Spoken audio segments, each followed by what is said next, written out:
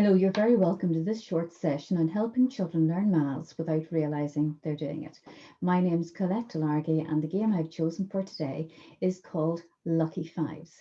This is one of 9 short videos that we're hosting online ahead of our 3 webinars, which are going to be held at the end of May and beginning of June.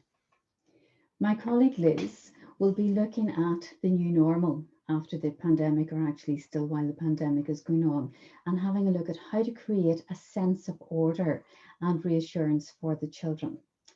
Kate's going to follow this up on the 1st of June, looking at the thinking child and making learners more aware of their own thinking and sharing ways of how to improve this. On the 8th of June then, I'm going to have a look at helping children learn maths over the summer holidays without realising they're doing any kind of work. And there's going to be great emphasis on the children actually doing some problem solving and developing those thinking skills and actually not even seeing it as anything to do with mathematics. Now, I've said that we're going to play a game called Lucky Fives, and you're probably wondering, why did I choose that? Well, I first came across it in a book which was for children who were dyscalculic, who were struggling with maths. And I thought some of the games were fabulous. And this particular one is really just helping children with basic addition facts. Now, I work in both primary and post-primary schools.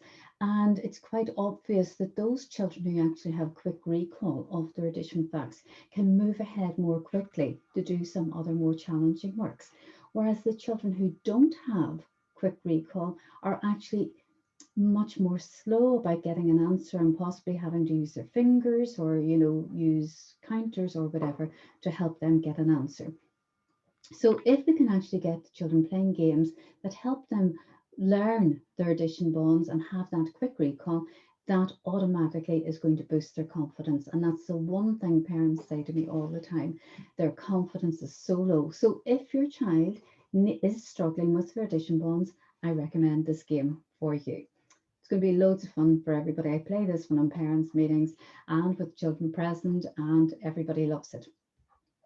It also gives families and children a chance to work together and play together and to have a laugh and have fights over falling out because they haven't won or whatever. But that's part of the social skills, learning how to take part and also learning how to lose, learning how to win a game.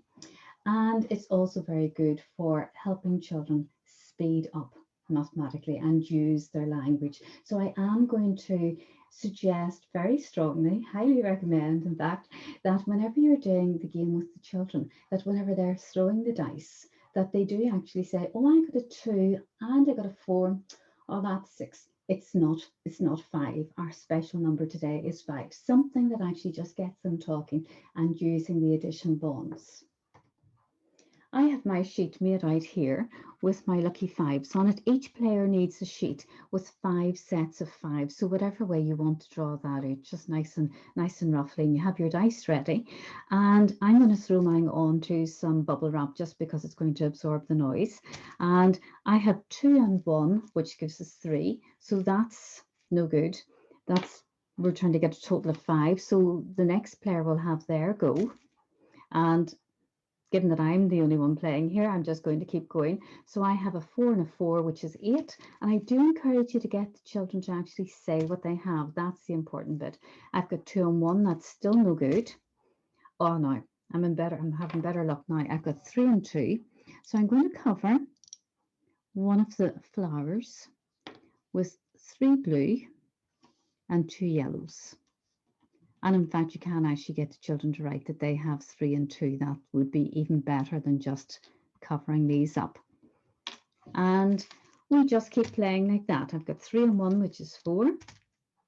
3 and 1 again, which is 4. I've got another 3 and 2. So I can put 3 more blues here. And I can put 2 yellows. So the children can actually say, well, that's 2 ways that we've got 3 plus 2 to give us an answer of 5. The other alternative is that they could have 4 plus 1.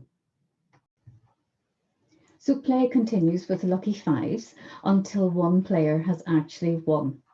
and has covered all 5 of their flowers. And by that stage, the children will have been doing quite a lot of addition bonds. And again, just to reinforce why I'm recommending this game for you. First of all, it's going to help children develop their quick recall of addition bonds without realizing that they're doing any learning. It's also going to boost their confidence, because the quicker they can get their answers, the more confident they're going to be, and they're going to believe in themselves and be able to work much better as a result of that. It's a fun way of learning, and it's also going to develop their social skills. So I think it's a fabulous game, and I do encourage you to try it. It'll only take a few minutes, and you know something, sometimes you're just looking for something that lasts a few minutes, will give a bit of crack, and so that will definitely help with that. So if you enjoyed this game, there's going to be another couple before I do my seminar on the 8th of June. And just to remind you, the seminar is looking at games and activities that you can have the children playing over the summer holidays that are going to help develop their mental, not so much their mental maths skills. There will be some mental maths, there'll be plenty of mental maths, but again, because they're done with dice, they're not going to recognize it as being any kind of mathematics. And in fact, we're going to be doing addition Yahtzee in one of the short sessions. We're also going to be doing the first part of Craig. If you know that game, there's an awful lot to it. So I've broken it down into 3 different sets of activities. So we're going to be doing that and building it up, because by goodness, by the time the children play the full set, there's an awful lot of thinking skills going on there. There's a game that was one of my favorite games. It went out of publication, but it's now being reproduced. I found this just the other day, so I'm delighted that I'm going to be able to show you that. It's actually using dice, but the dice do not have any numbers on it whatsoever, just squiggles. And they're making pictures, but they're being given choices. So this whole idea of getting children doing problem solving and thinking and really getting them engaged, as opposed to us as adults having to say to them, try this or try that.